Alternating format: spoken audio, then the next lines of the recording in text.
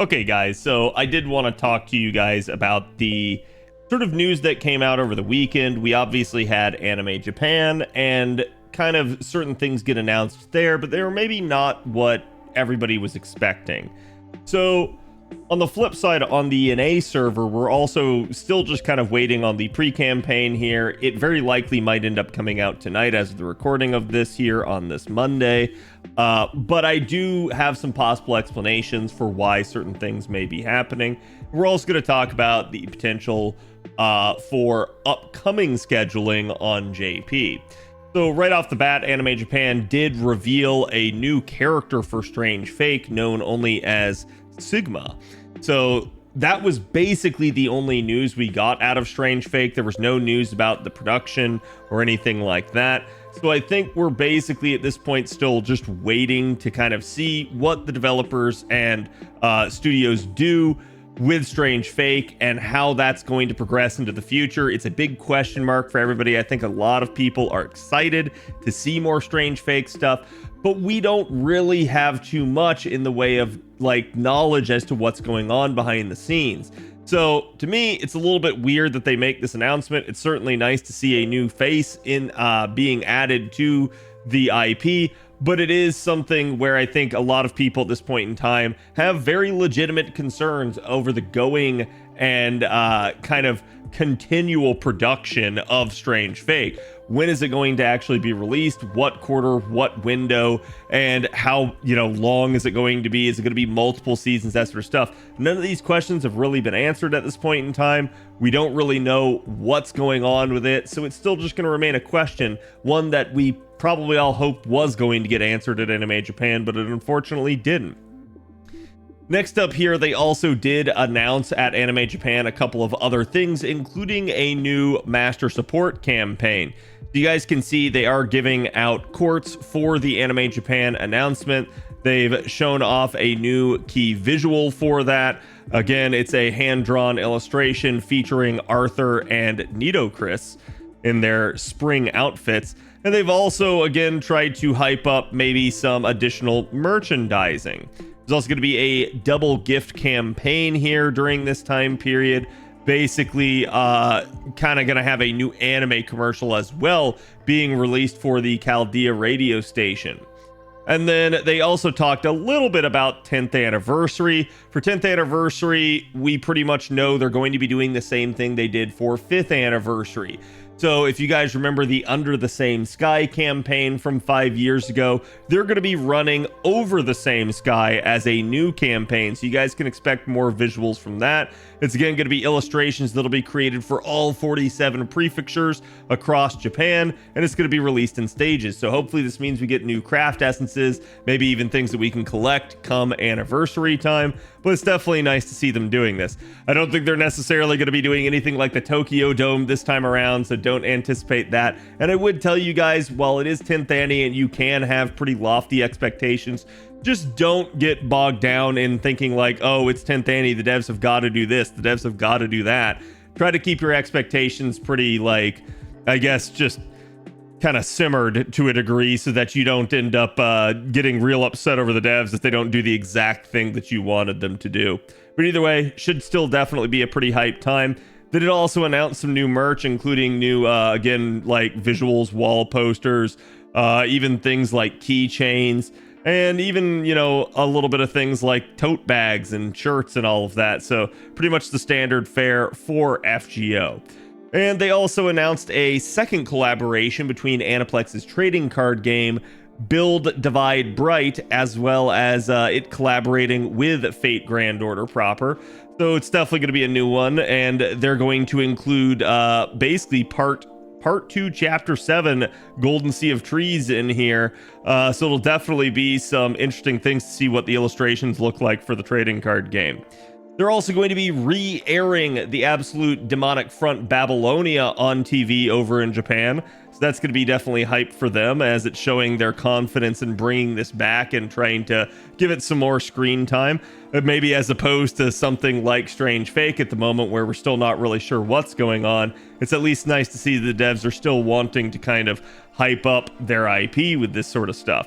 They've also announced a collaboration between the Sony store and the Fate Grand Order store, at which they're going to have a limited collaboration selling new versions of headphones and Walkmans. So I anticipate that that's probably going to be Fate Go related and themed merchandise in that regard. So it'll definitely be interested to see what those are once they actually release them. On top of that, again, like we said, they ended up giving out the 10 courts and announcing the Over the Same Sky stuff. So it is pretty much the only actual news we ended up getting out of JP from Anime Japan. They did end up on the NA server here as well, giving us a key visual for Ordeal Call that's going to be airing pretty much by the end of likely April for us. So we definitely know this one's upcoming. We still have a couple of things, including the collab event for Lilim Harlot on its way. That is something that we pretty much know is coming here pretty quickly, as the live stream is announced for the 27th, and we can assume based off of their sort of again type of like pacing that they've done over time that it's very likely to result in us having a event on the 28th, pretty much the very next day after the live stream. So I think that's when you can expect the collab event. It does fit with what they told us on their roadmap as well. So this pretty much is slotted in. But I think the big question that everyone has had this entire time is what's going on with the pre-campaign and where is the Tiamat banner? And I think we have the answer right here. You see, the issue is that there's a unique My Room segment to the Chaldea Boys event that does not expire until tonight as of the recording of this video. And so that was probably one of the reasons that they couldn't give us the pre-campaign. Because with the pre-campaign, the way it came out on JP, so again, don't look too much at the dates here, but there was also a unique My Room background for that. So I think that's probably why they delayed it a little bit, and maybe why you're not getting Tiamat as quickly as you had hoped. Again, I have to apologize for that. I told you guys my guess for it was probably going to be on the 21st, but we didn't anticipate something like this. It doesn't mean that you're going to really get shortchanged at all. It just means they're kind of delaying the start of the pre-campaign, but it's still an interesting thing. We'll just have to see. Maybe they do delay it even more after this. Just keep your eyes peeled, but rest assured, Tiamat's still coming. And then last but not least, we pretty much have conjecture as to what will JP be running at this point after all of this is said and done.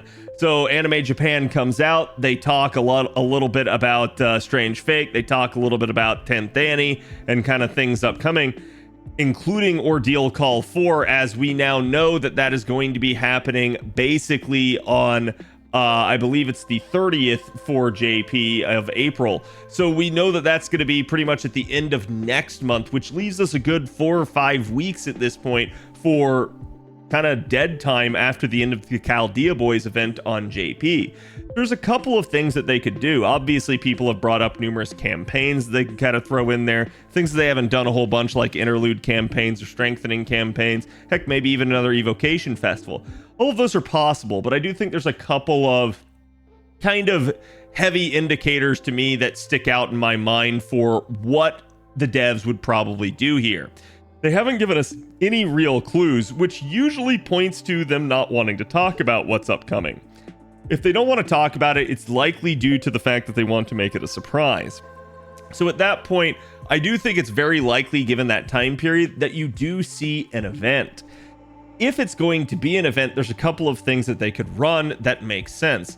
The chief amongst them is a lotto event, and I personally would not like to have a lotto right now just due to my current work life schedule, but it does make a whole lot of sense given the fact that the devs only gave us one lotto last year on JP, and the fact that, again, there's really nothing that they're pointing to anything coming here, which is their usual sort of like way they handle an upcoming lotto. They try to pretend like it doesn't exist and then just sort of spring it on you.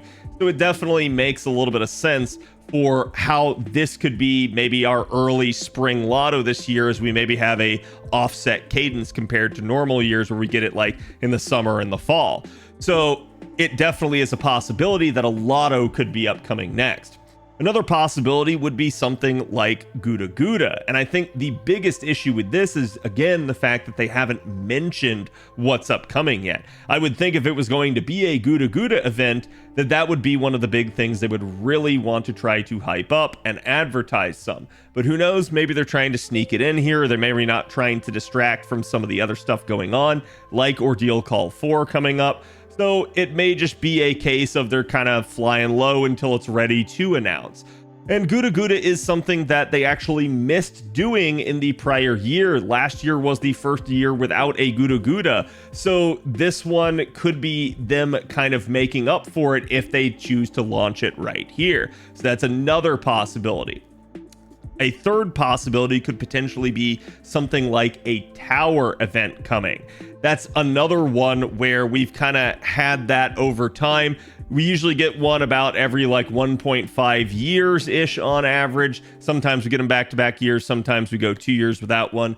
So it just depends on what the devs want to do. They could sneak another one in here. It would be something that would keep the player base relatively occupied, but be fairly low maintenance on the devs, as usually tower events aren't super involved in terms of like story or anything like that. So they get the ability to kind of keep the player base distracted and keep us talking and playing the game without necessarily having to do a whole lot of work themselves, maybe because they're busy with things like Ordeal Call or Anniversary still upcoming.